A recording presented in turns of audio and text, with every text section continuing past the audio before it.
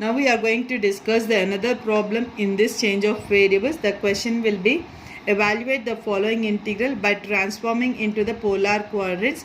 The question is given as integral 0 to a, integral 0 to under root of a square minus y square, x square plus y square dy dx. So just the question is given Cartesian form. You have to convert into the polar form. So here going to the solution. First, whatever the integral is given, you just make it I is equal to integral 0 to a, 0 to under root of a square minus y square of x square plus y square into dy dx. We said that forget about this function. Whatever the function is given, forget about the function here. The total question depends only upon your limits. Based on the limits, the question will be converted here. So the question is given. First, whatever the question is, integration is given to you, identify the limits here. For what limits the question is given. So first integration here given as 0 to under root of a square minus y square. We said you are having only two variables here, x comma y. So limits are given in terms of y, means these limits are with respect to x. So here we have written x is equal to 0 to under root of a square minus y square. Since x limits are completed, next you will be having only y variable, that becomes the y limits as y is equal to 0 to a. This is very important to identify your limits, then you can convert your solution. So here if you see, you are having x is equal to under root of a square minus y square. Yes, so make it the simplification here, squaring on both sides. You will get x square is equal to a square minus y square. You will be getting x square plus y square is equal to a. Means it is forming one circle equation here. And that circle equation, where it is lying? It is lying in the first quadrant, or it is lying in the about the x-axis, or it is a total circle. We have to identify. For that, you remember that first you are saying that it is forming a circle based on your given limits here. Next you are having the limit 0 to a.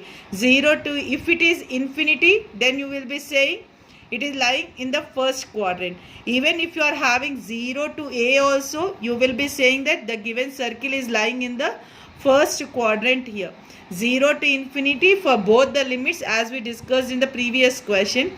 Here one question is given in terms of equation, another question it is given in terms of constant. Constant, it is indicating that the radius of the circle is a. So the radius of a circle is a in the positive direction. That is the reason we have taken in the xy plane. Even 0 to infinity we have taken in the first plane. Since it is the infinity series here, we doesn't know where the circle is going to stop your equation. But here the radius is given as r is equal to a, means at this radius your circle is going to stop your condition here. Based on your condition, you are going to make it your solution here. So here again the question is asking to convert into the polar form. The same equation you are going to take it, x is equal to r cos theta, y is equal to r sin theta. You are having dx dy, so you are going to substitute as r dr d theta. So these are the common terms we have to remember. Next, coming to the limits, based on your given equation, based on the equation what you have converted into the figure, that figure will indicate that what limits we have to substitute. So how we are going to substitute? And one more thing, don't substitute r value in the polar form.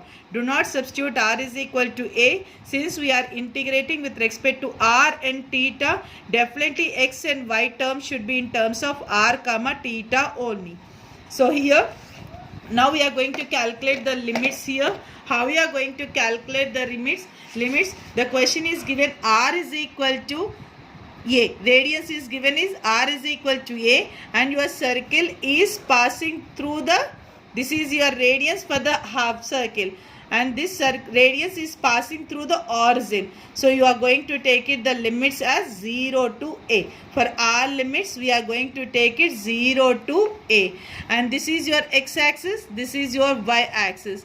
For x-axis we have taken in polar form, that is theta is equal to 0. On y-axis we have taken theta is equal to pi by 2.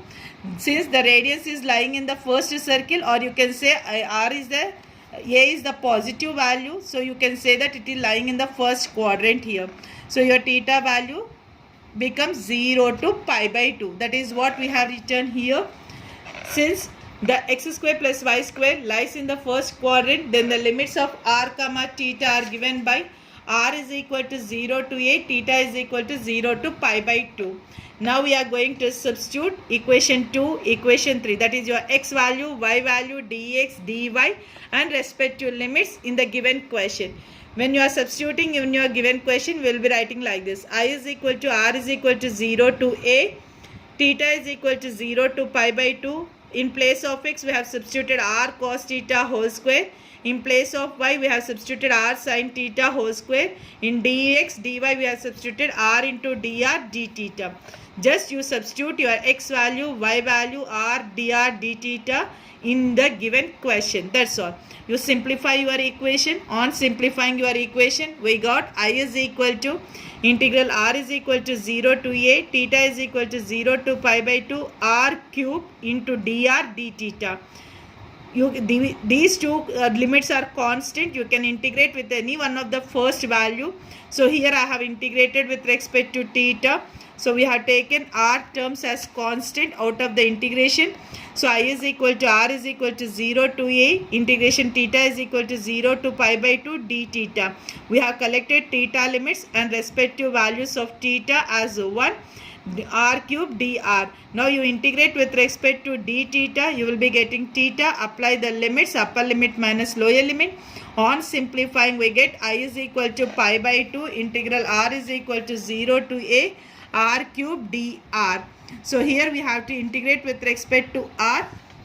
R cube integration is r power 4 by 4. Apply the limit 0 to a. That is the reason we said that do not substitute r value in the polar form. When you are writing x is equal to r cos theta, y is equal to r sin theta, do not substitute this r value here. Since we are integrating with respect to r, definitely in the equation we should get a r so that you can integrate with respect to r here.